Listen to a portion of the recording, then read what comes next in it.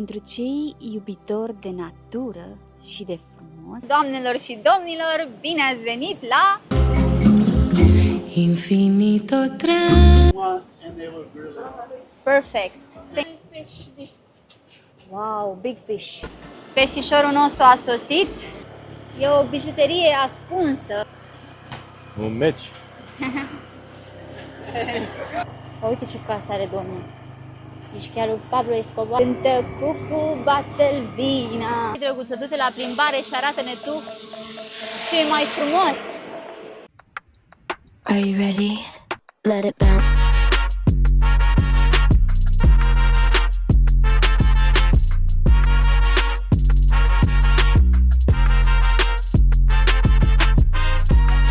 Bun venit în Filipine, o țară insulară fermecătoare ce numără peste 7000 de insule presărate în Oceanul Pacific. Filipine atrage vizitatori din întreaga lume pentru frumusețea peisajelor, pentru nisip alb, nisip auriu, ape turcoaz, dar și de smarald. Iar noi astăzi ne-am propus să vizităm două cele mai apropiate plaje din centrul insulei Palawan, unde ne aflăm noi aici într-o căbănuță foarte frumoasă, în junglă. Eu și soțul meu vă vom arăta aceste două frumoase plaje, mergem cu scuterul nostru la plimbare care ne așteaptă. Palawan este una dintre cele mai vizitate insule a arhipelagului Filipinelor, ca și Boracay, sigur ați auzit. Iar noi acum am ales să stăm într-un loc mai retras, în junglă, în inima junglei. Suntem la 29 km distanță de aeroportul internațional Puerto Princesa. Vom mai face și alte vizite pe această insulă, dar deocamdată haideți să ne bucurăm de peisajele fermecătoare a acestui minunat loc.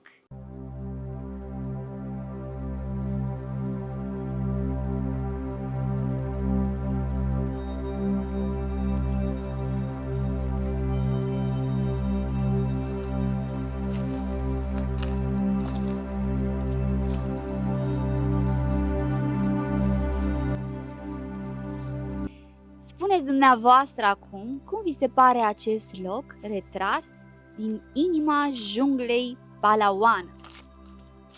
Vă surâde ideea să petreceți câteva zile aici, în liniște, departe de agitația mașinilor, în inima naturii, înconjurați de floricele, de copaci, de sunetul păsărilor, de tot ce a dat Dumnezeu mai frumos pe lumea aceasta. Pentru cei iubitori de natură și de frumos, insula Palawan oferă atât munte cât și mare, amândouă la un loc. Gata, suntem pregătiți pentru plajă și avem o zi excelentă. Vremea ține cu noi. Filipine are o climă tropicală cu temperaturi ridicate pe tot parcursul anului, umiditate mare și două sezoane principale. Suntem în luna martie acum, iar vremea este potrivită pentru plajă. Primul sezon uscat începe din luna noiembrie și se termină în mai, iar cel ploios din iunie până în octombrie. Am luat Honda asta de 125 de centimetri cubi, am închiriat cu aproximativ 26 de lei pe zi. Avea și o variantă mai ieftină, dar ne-am bucurat la asta, la scuterul acesta, pentru că e nouț. Are doar 2700 de kilometri la bord. Se vede și pe ambele, sunt noi. Și ne simțim mult mai în siguranță cu el. Frânează bine, accelerează bine, are stabilitate. Celălalt care era de 110, celălalt model care avea și modelul ăla, era mai ieftin, era undeva pe la vreo 19 lei, parcă. 19-20 pe aici. Și am încălecat pe oșa și dăm bici acum. Dar ce frige! Dacă am frige. Am lăsat un soare. La Ramar Hillside, așa se numește locul unde ne-am cazat. Iar la 100 și ceva de metri avem și un restaurant aici. Chiar și cu spații de cazare, hostel, B&R. Are câteva bungalow, cred că are vreo 5-6, plus clădirea aceea care adăpostește, cred că 3-4 camere. Și acum urcăm. Urcăm și o să coborâm spre mare. Am testat și restaurantul acela, dar prețurile nu prea ne-au convenit. O cafea e 90 de pesos. Dacă ne cumpărăm noi mâncarea, cu cât cheltuim la restaurant într-o zi, noi mâncăm cel puțin 3. Așa că i-am zis pa și mâncăm și mai sănătos. Așa este. Pe aici este ieșirea către mare, către Nactabon. plajă, Nactabon.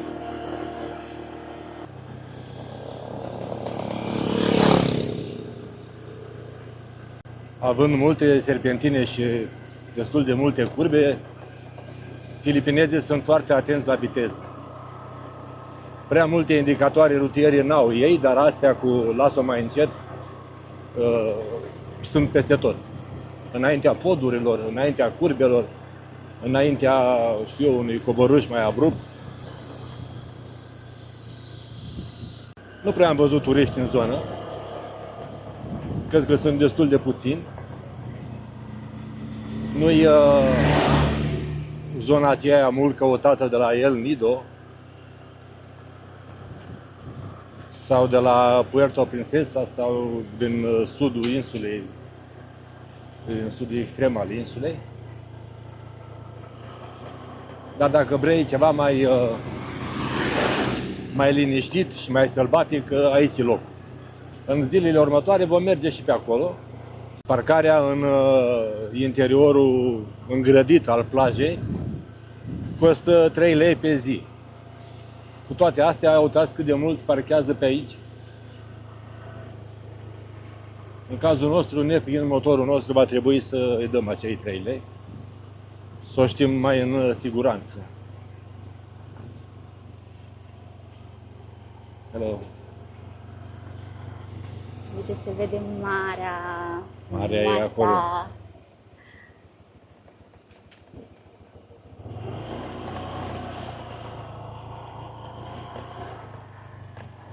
Uite, acolo găsim și un loc cu umbră.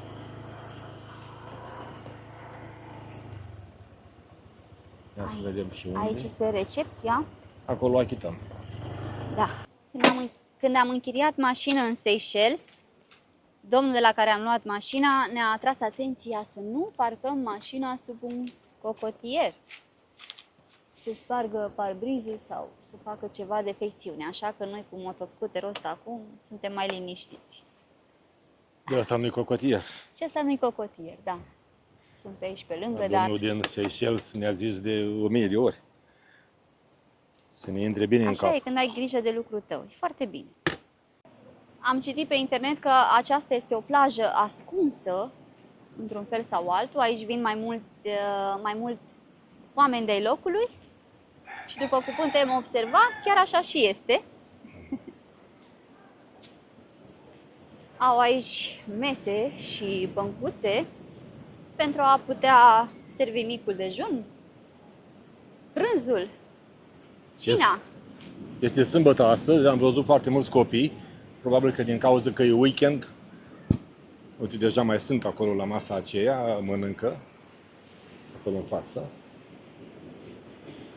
Zona în care suntem acum am putea să o asemănăm cumva cu zona în care am locuit în Thailanda. Tot așa era pe la mijlocul. Da, și era mai retrasă, Țării. nu veneau Da. foarte mulți turiști. Acolo unde am stat la Nun, cum îl cheamă? La Nun, exact. Și acolo era plajă, și acolo era mare, dar turiști mai puțin tei, pentru că nu este un loc care să fie foarte mediatizat. Dar priviți ce frumos este și ce valuri sunt, iar nisipul se simte extraordinar. Așadar, doamnelor și domnilor, bine ați venit la Nactabun Beach din Palawan. Este o plajă frumoasă, cu nisip moale, cu apă turcoaz, ce măsoară aproximativ 900 de metri. Iar palmierii sunt așa cum am văzut în poze. Vezi, întâi sunt așa aplicați ca să te poți așeza pe ei sau să poți urca acolo pentru fotografii. Aici se fac fotografiile instagramabile pe acest Instagramabil. După care se înalță, se înalță, se înalță, se înalță. Foarte frumos. Stă bine aici, nu? Ca o maimuțică. Ar trebui să stai acolo până plecăm. Gata, așa voi face. Dar nu înainte să le arăt oamenilor apa asta frumoasă. Priviți valurile astea, dacă ați urmărit și vlogul nostru din Vietnam, din Nha Trang, Nha Trang, erau niște valuri asemănătoare, în care ne-am zbenguit destul de mult și care ne-au plăcut foarte tare. Las papuci acolo, să intrăm puțin în apă.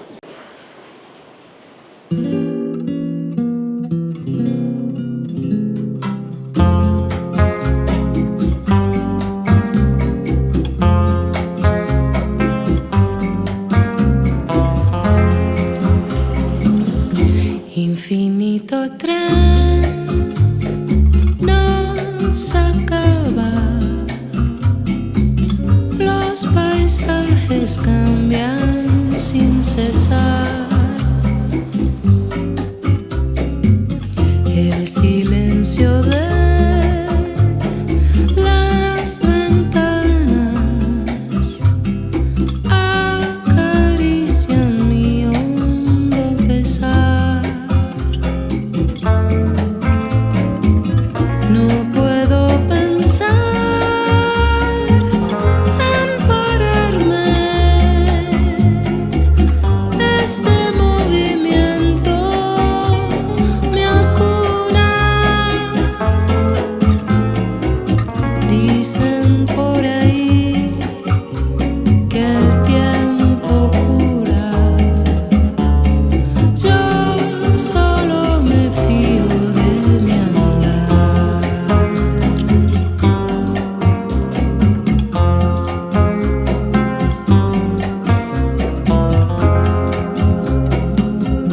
Infinito tren, cuánto tiempo, pasajeros pasan y se van.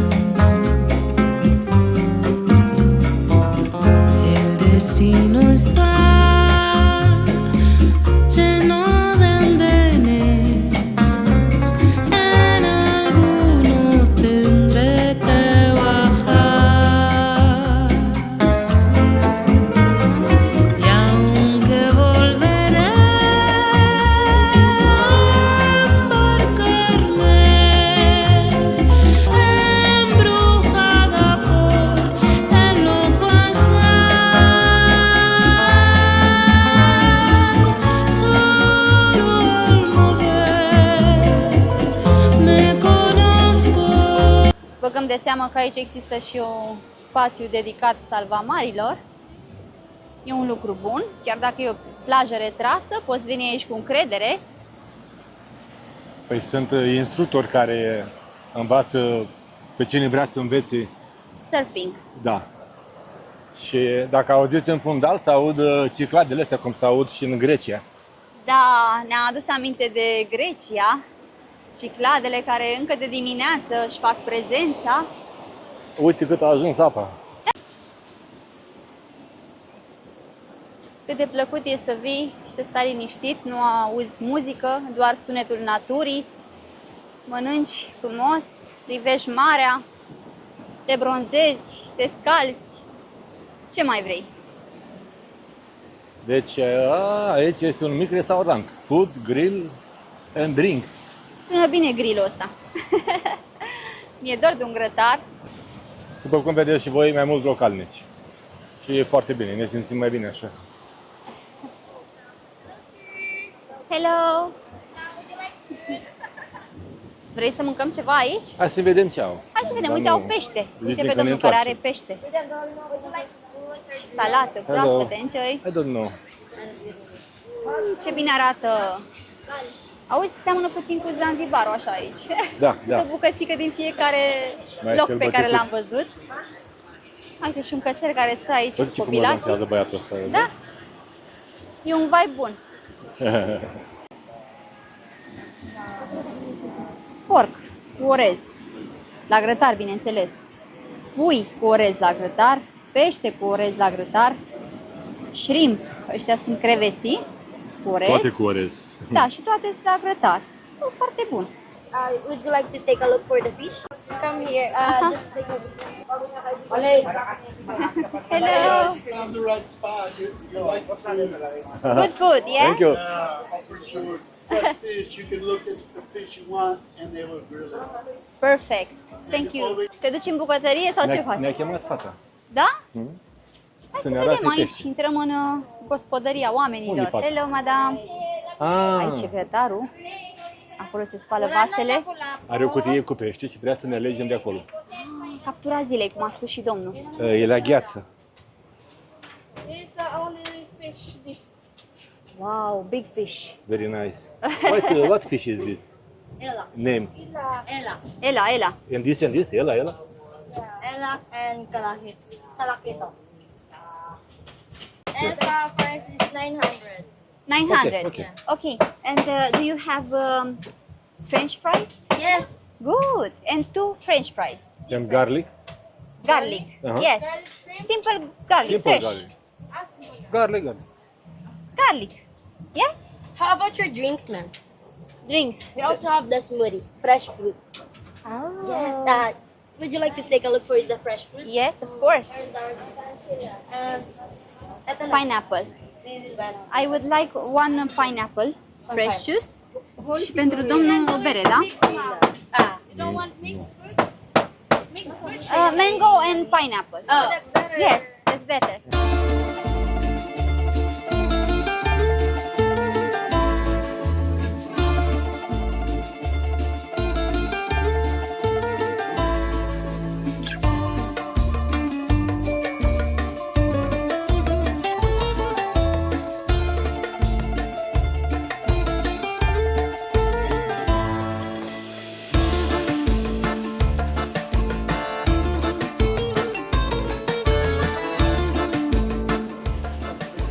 Peștișorul nostru a sosit, salata de castraveți și ceapă, vinete, arată foarte bine. Avem și 2 porții de cartofiuri prăjiți, iar peștele ăsta este imens. Le-am cerut fetelor și usturoi, ne-a adus usturoiul. Și aici cred că este un sos de soia pe care le servesc la fiecare masă, am văzut la restaurant. Și acum o să ne bucurăm de această mâncărică de peștele ăsta proaspăt cu niveliște frumoasă către mare.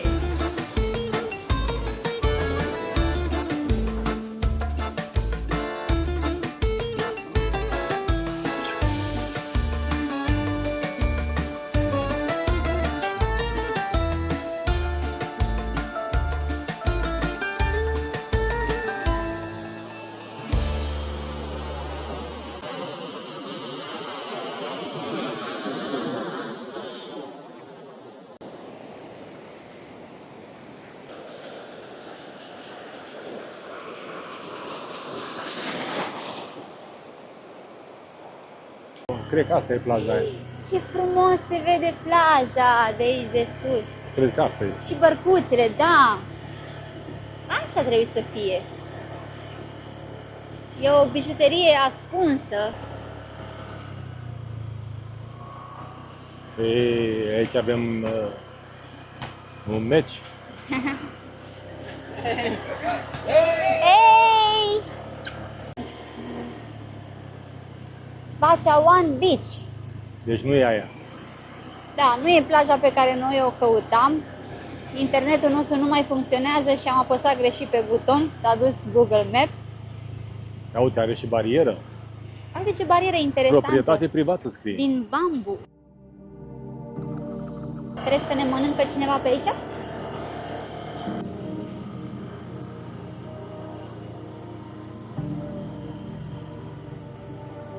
Intrăm în curtea omului. Oare? Sper să n-aibă câini. Răutăcioși. Uite ce casă are domnul. Ești chiar lui Pablo Escobar. O pe cazare, o pe... Arată frumos.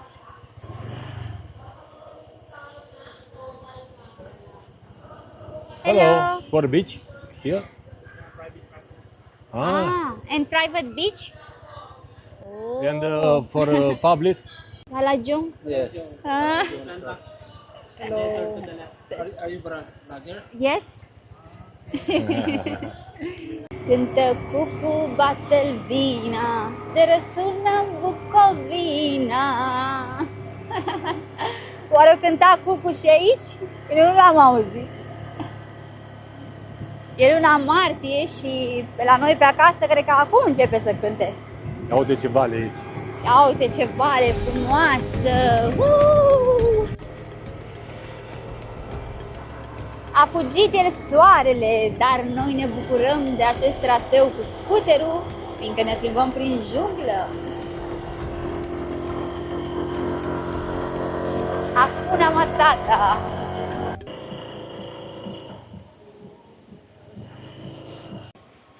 Am nimerit până la urmă la o plajă retrasă, foarte retrasă, spune. Talabi se numește. La fel și aici sunt localnici. Am plecat către o plajă și am ajuns la alta. Da, Dar ajungem noi și la aia pe care ne-am propus-o. Hai să mergem mai aproape de apă. Soarele a plecat. dar e foarte frumoasă și asta. E frumoasă, da. Și are și multă umbră Da. naturală, vezi? Da, da, da. Ia uite ce e aici. Vis. Exact. Eu cred că e mai bine ca dincolo. Hai să vedem ce știe drona să facă, ținând cont că nu-i soare acum. Hai, drăguță, du-te la plimbare și arată-ne tu ce e mai frumos.